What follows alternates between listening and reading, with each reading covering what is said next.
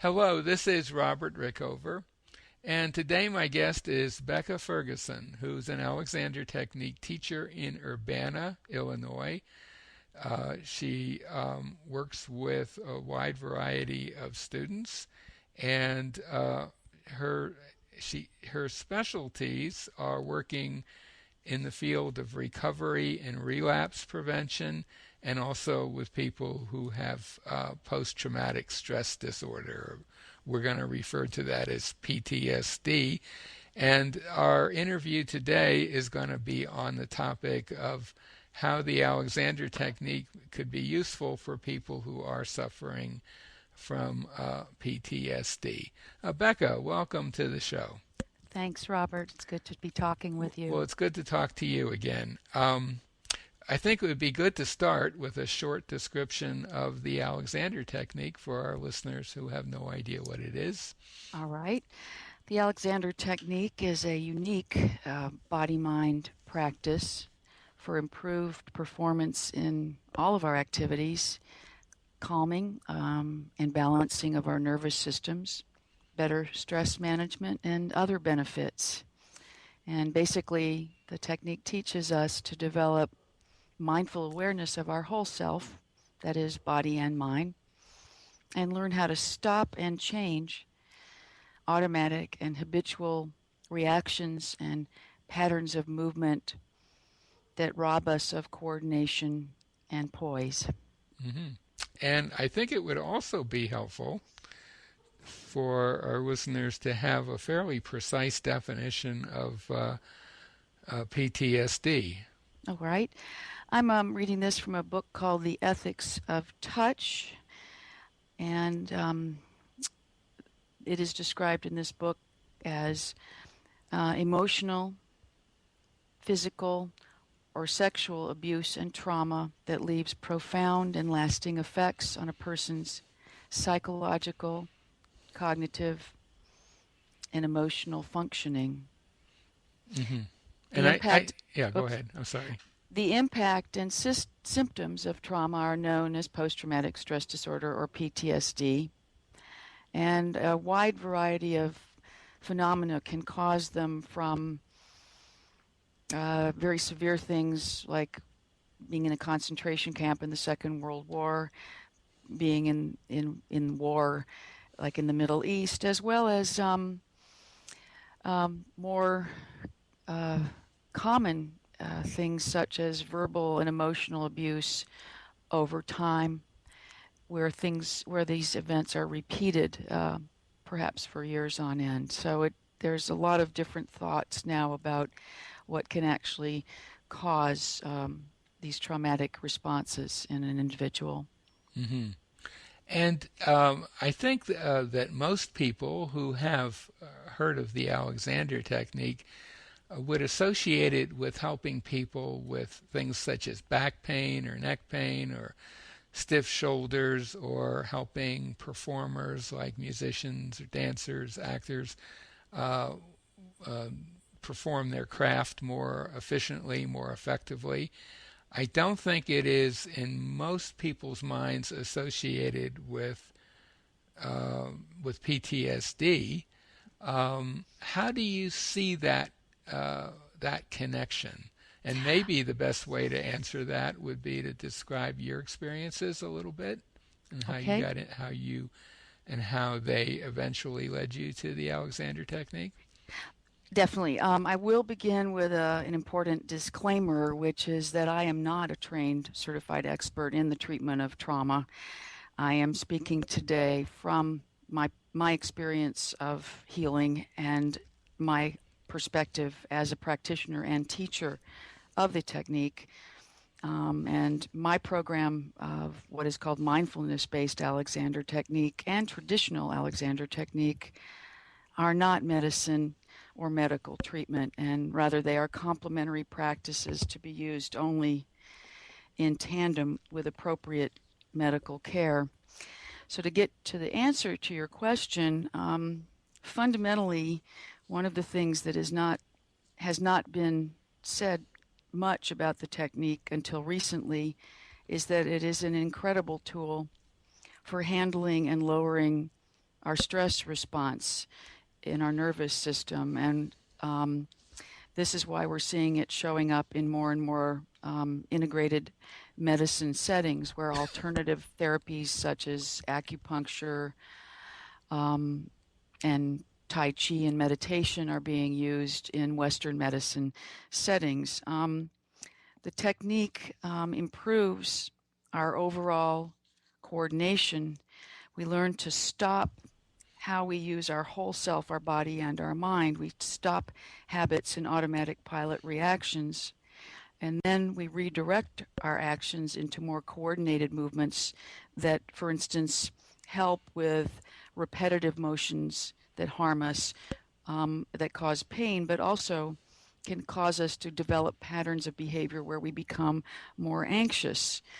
And sort of anecdotally, what has happened over time is that people report having greater ease in all activities in their life, and they notice they are handling situations more calmly and handling anxiety and stress better. And basically, if you look at a human as an entire self, an entire organism that is one big nervous system, body and mind, as Alexander said, you change the manner of use in the whole organism in one part, and you change the condition throughout the organism. So old reactions associated with old habits and movements, when those change, then the old responses can no longer take place.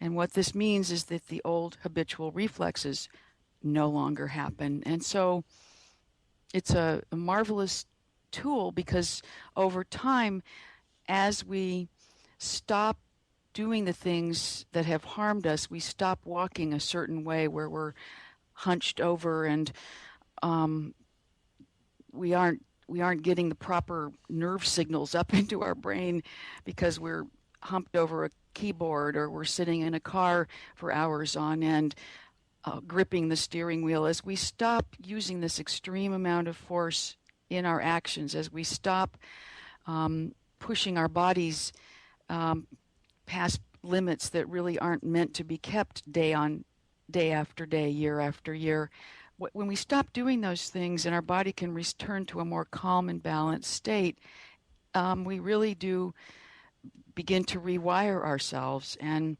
so, again, along the way, I got into the technique to help with back and neck pain from a diving accident when I was in junior high, and began to notice that I was handling stress much better. And then I began to notice that this constant hyperarousal and constant vigilance are an attribute of post-traumatic stress disorder. There's a being on guard and being triggered by the slightest movements or noises or provocations. And in a way, everything becomes a perceived provocation. And you stay in this agitated, engaged state. And that's really part of the big constellation of symptoms that is why it's called post-traumatic stress disorder, that people stay, in this state of hyperarousal for something that's no longer happening to them, except it's happening over and over in their nervous system. Mm-hmm. I wonder if I could just jump in here with a thought about that might make it a little easier for people who have some knowledge that the Alexander technique can help people do ordinary things or even extraordinary things better by helping them releasing harmful tension patterns that interfere with their ability to do them. So, for example, a kind of a classic example might be a violinist who, when she moves the bow back and forth, inadvertently is creating a lot of excess tension in her wrist or her fingers or shoulders, and an Alexander teacher can help someone like that identify that pattern and release it.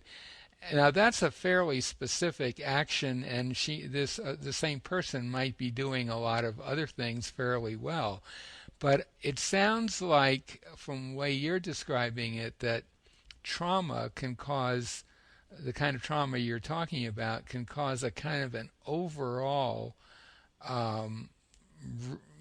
malfunction in how you organize yourself. That is, Hmm. there's sort of a kind of a level of tension that's throughout your body and isn't necessarily going to be that related to a particular activity. It'll show up in walking. It'll show up when you're trying to sleep. Hmm. Um, there's a kind of a chronic excess tension that, as you say, kind of we're certainly as human beings not designed to live with that for long periods of time, and when we do, it takes a toll, Exactly. and makes us, like we're kind of operating on a tripwire. The slightest thing can can cause us to react or overreact. And of course, we know from um, what we're learning about returning soldiers who often are in that situation for Hmm. long periods of time that it doesn't go away just because they're back home. Exactly. It can show up in their civilian life too. So it's, in a way, I guess what I'm trying to say here, it sounds like the things that the Alexander technique can help with, that it's best known for, is specific improvements in things like posture and coordination. That same ability, I would think, and from what you're saying, clearly does. Can be very helpful for this kind of overall tension pattern. Exactly, That, because that again. I began studying the technique many years ago with hiatuses from it. But this comprehensive calming of stress is of the stress response is what is becoming more and more of a benefit that's becoming more known and hmm promoted with the technique. It is why.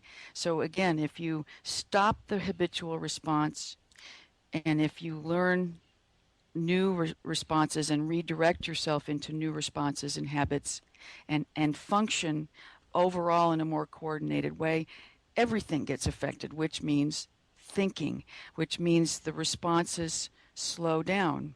And so for people with PTSD and also people, for instance, with severe anxiety and addiction problems, if you can handle the stressors in your life differently, if you are less reactive and less engaged with them, over time you calm down and you permanently change your responses. And so for me, at a certain point, I suddenly noticed that I was able to be in situations that I had been like a deer in the headlights with, and that my startle reaction, I was a chronically agitated, startled person addicted to tranquilizers hmm for this.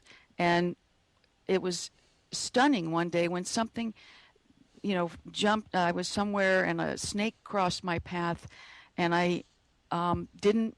I didn't even jump, and it was such a surprise to see that I'm not saying this could be the response for everybody, but even to have a little of that calming is an hmm extraordinary um, improvement.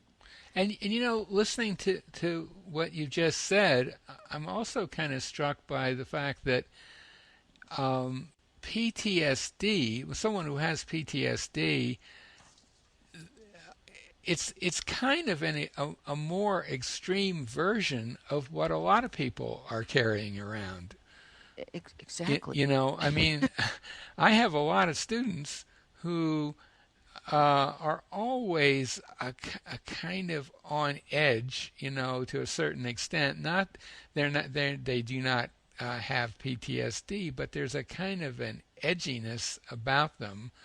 Um, some of them are, and for some of them, it seems like it has to do with just their work slash family situation where there's so many things they've got to attend to, a working mother with kids. I mean, the demands are just huge, and it can kind of create some aspect of that. Or some of them may have had a less dramatic kind of uh, stress put on them as children, not taking them to full-blown PTSD, but something in that direction. Exactly. And see, I believe that we have, as human beings, we have evolved past the point. We are having to deal, we're still alive in an era when we're having to deal with constant nervous system stressors that we did not develop with initially. And that because we live in these industrialized lives of chronically having to be 10 places at once, and this business of multitasking supposedly. The nervous system doesn't multitask. It just shifts back and forth very quickly between tasks. But we live in a world where we need to multitask. And the demands that puts over time on our nervous systems basically, in my opinion, make it just sort of short circuit and begin to shut down. And then if you throw things like chronic pain in, which keep the amygdala and certain parts of the brains more engaged, and over time, the whole business of being in chronic pain or chronically anxious becomes the disorder. So again, it's this situation where our nervous system never gets a chance to just stop. It doesn't have a level set anymore. It doesn't have a balance point. It's chronically activated and Mm-hmm. on the move, and that is not right for us. And finding that balance point, or finding out where, um, say, if you're just standing or sitting, um, learning how to do very simple activities like that without adding extra tension. Mm-hmm. Um, that's kind of what you're talking about when you say balance point, isn't it? Yes, exactly. I mean, for the first business is just, frankly, learning to sit and mindfully observe ourselves and become aware of ourselves. Do a body scan. Notice where we're holding tension.